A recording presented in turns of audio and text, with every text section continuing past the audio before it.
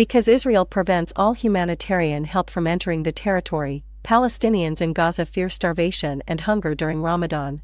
Israel's action has drawn widespread condemnation, with Egypt, Qatar, and Jordan describing it as a flagrant breach of humanitarian law and the ceasefire agreement.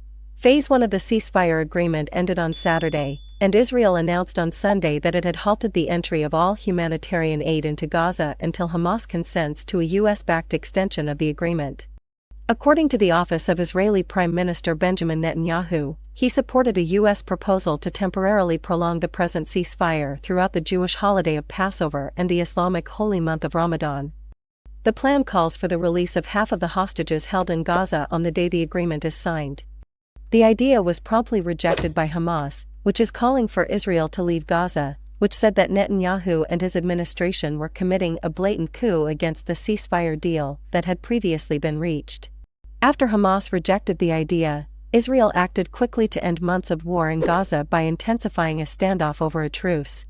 As stated by Netanyahu's office on Sunday, Prime Minister Netanyahu has decided that as of this morning, all entry of goods and supplies into the Gaza Strip will be stopped. Israel has decided to stop letting goods and supplies into Gaza, something we've done for the past 42 days. We've done that because Hamas steals the supplies and prevents the people of Gaza from getting them. It uses these supplies to finance its terror machine, which is aimed directly at Israel and our civilians, and this we cannot accept. Due to Hamas' refusal to accept the U.S. envoy Steve Witkoff framework for continuing the talks, which Israel had agreed to, Israel's PMO threatened additional consequences if Hamas rejected the deal any longer. We will take further steps if Hamas continues to hold our hostages. And throughout this, Israel knows that America and President Trump have our back.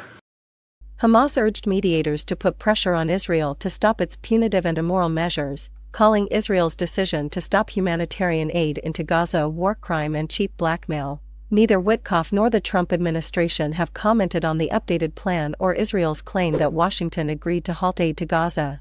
Furthermore, it's unclear if Qatar and Egypt, the two mediators on the ceasefire hostage arrangement, are aware of the updated plan.